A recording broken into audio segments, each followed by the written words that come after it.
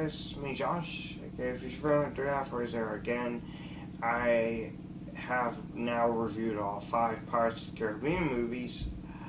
Now it's time to rank the franchise from worst one to best one. And this is in a completely different ranking from everyone else's. You may not like the choices that I've put, but try to respect me in the best way I can. And don't be a douche in the comments, because then I'll have to delete them. So let's get started with number 5. At number 5, we have Pirates of the Caribbean 3 at World's End. While there are some good things in here to like, I've seen people defend this, say it's not the worst one, but this movie has way too many issues. The good stuff first. Johnny Depp, Orlando Bloom, Keira Knightley. The entire cast is great. I will say it. The score is cool. I love the score. The battle between the Flying Dutchman and the Black Pearl in the third act is really cool. Some characters that were underused in Dead Man's Chest gets a lot to do here, especially Calypso, played by Naomi Harris. And the visuals look good. For a $300 million budget, they have to look like something. So I will say that. And some of the direction I like. But there are a lot of things that's wrong with this movie. This movie is way too long and convoluted. Now, don't sit there in the comments and say, Josh, you can't handle sitting through a 3-hour long movie. Oh yeah, I can't handle 3 hours. I got these 3 movies to prove it. I can manage a 3-hour long film. This movie. Even the extended editions of the Lord of the Rings movies. Even Avatar, I can sit through. And why does this movie need to be 2 hours 49 minutes long? You're honestly trying to be another one of these, Gore Verbinski and Disney, but you're not. These Pirates of the Caribbean movies are supposed to be straightforward, not convoluted 3-hour long epics. The Pirate Lord scene is so freaking slow, and Beckett is not a good villain. He is the worst villain in this series, and his defeat is cool. The way he goes out. This movie is the most complicated and hardest to follow. Sometimes it doesn't even know what it's trying to do with the story. And also, why is there a dead child hanging in the opening? This is too dark for a Pirates Disney movie. You do not need to be showing a dead kid. I'm sorry. You don't have to show dead people hanging. I hate that. Also, the freaking love story between Calypso and Davy Jones, I didn't give a care about it. I know it's supposed to make him sympathetic, but all you did was ruin Bill Nighy as a villain. And the scene where Will does give his life, that I do like that. But the pacing is just, the second act is so freaking boring. You could have cut out Chow Yun-Fat because he barely is in the freaking movie when all the trailers marketed him as a big part of the movie, which is missed up number 1 for this. And there is barely any action. For a movie that is about a war going on, all you do is you do nothing but tell us and tell instead of showing us. You're supposed to show us the war, not tell us. But all in all, I don't hate At World's End. I can watch it for a time waster, but at the end of the day, At World's End is still a very disappointing end to the original Pirates of the Caribbean trilogy, and I think it could have been done better if you cut at least 30 to 50 minutes out. If you would cut half of this movie down, I would have liked it more.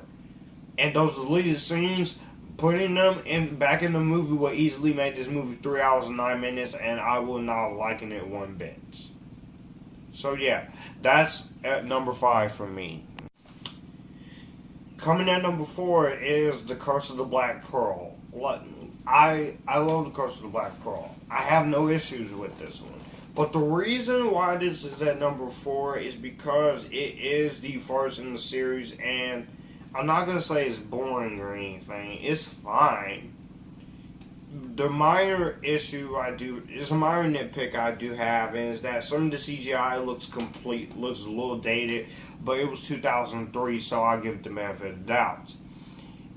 But I still think that this movie is still good. It was a great start to the series. Johnny Depp, Orlando Bloom, Keira Knightley are cool. I love Jeffrey Rush as the villain. I love the effects. There's just a lot to love. I don't know how much more I can praise this, because I've praised this movie a lot. So I easily have to say that this is a great one. The music is still good. Action is fine. It's straightforward. It's easy to follow, unlike at World's End. And it's just pretty watchable. And it's still pretty entertaining every time you watch. So, and the fact that this movie surprised everyone and made money is shock. And Johnny Depp, always funny. Always funny. Coming in at number 3, we have Pirates of the Caribbean on Stranger Tides. Thank goodness this was an improvement over at World's End, because if I had to sit through another 3.5 hour long Pirates of the Caribbean movie, I am going to scream, Disney. It's much more lighthearted. There are dark elements, but it's much more it's straightforward. It did something different with the franchise. It made Jack the main character. I liked it. How is this bad again? Honestly, because it's not. You have Penelope Cruz in here. She was good. It's the love interest that gave Jack Sparrow a love interest. Blackbeard is also cool. I found him intimidating. Barbossa is also really cool. I will admit what they did with him was messed up, but I went along with it. I like the replacements for Will and Elizabeth, Philip and Serena. So they brought mermaids into this, which the mermaids are beautiful, but the mermaids are vampires. So I say that was going a little bit overboard with the voodoo stuff, but I still liked the movie. I still thought the action was fun. Yeah, a different director, Rob Marshall. Thank goodness it was not Gore Verbinski, because this would have been another darn near 3 hour long epic. But again, I don't hate sitting through long movies. I managed to make it through some of the long movies I've seen. But sometimes it can get really frustrating if it's not done right. But on Stranger Tides, it is a much better movie than World's End. I don't care what anyone says. I have a lot of fun with it, and this is why I put it. That's why I put it at number 3. At number 2, we have Pirates of the Caribbean: Dead Man Tell No Tales. Another one in this franchise that is the shortest. On Stranger Tides was 2 hours and 17 minutes. Curse of the Black Pearl was short. It was 2 hours and 23 minutes. This one here is 2 hours and 9 minutes, and it goes by quick. Now, I've been hearing that this is going to be the last one, but if you've seen the post-credit scene, you would know that someone is trying to come back, and I'd rather use a different villain and not use Davy Jones again, because honestly, what's the point of killing Davy Jones off?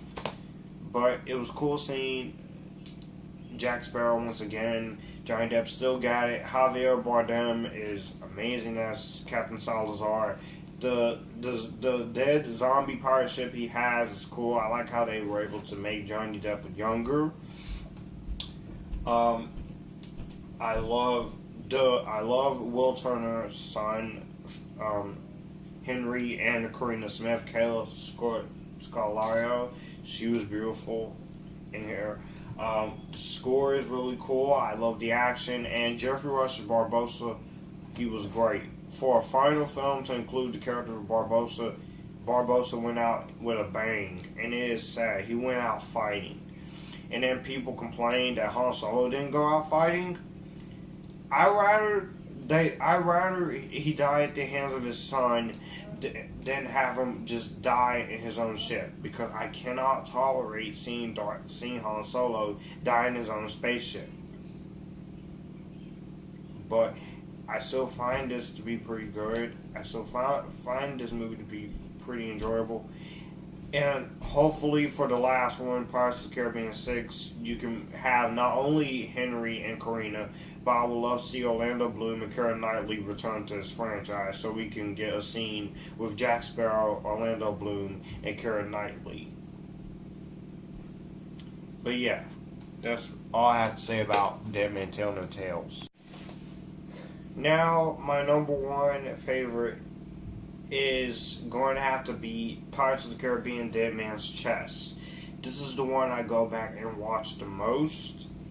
It's 2 hours and 30 minutes, which is a little bit too long, but it's not as overly long as At World's End was. It's not as overly complicated as At World's End was. But this is still a good movie. I still enjoy it. It's still great. I'm not Mr. Torius 11. He also loves the movie, so I have to say that this one is also really good. I had a lot of fun. It's still awesome. It's still incredible. It's still fun. Johnny Depp, Orlando Bloom, and Keira Knightley are also cool. I love Bill Nighy. What I like is that it takes an hour to show Bill Nighy, and the motion capture CGI work on Davy Jones looks good. The action, there's more action in this one. The jokes are funny. The best part of this movie is when Jack Sparrow is getting chased by the cannonballs in the water. He's like, and then the Kraken is also really cool, especially in the final action scene at the end. This movie is cool. The end scene with Barbossa is also what makes this movie more fun, because that end scene, it gets you so eagerly anticipated for the third film. But what we got was an overcomplicated movie that is way too long, which is still going to remain at the bottom of my ranking, at the bottom of this list, and how I ranked them. But I would watch this over World's End any day, because at least this movie is not overcomplicating. It's not 3 hours, and it doesn't have a stupid love story with Davy Jones, which you kept his backstory a mystery until the third film. So yeah, that is my ranking of the Pirates of the Caribbean movies. Let me know what you guys think about my ranking of the Pirates of the Caribbean franchise. If you haven't seen my reviews of all 5 movies, go check them out. They're on my channel. So, bye. And if you like this, you can click here, and we can all have a good time. Bye. I'll see you guys.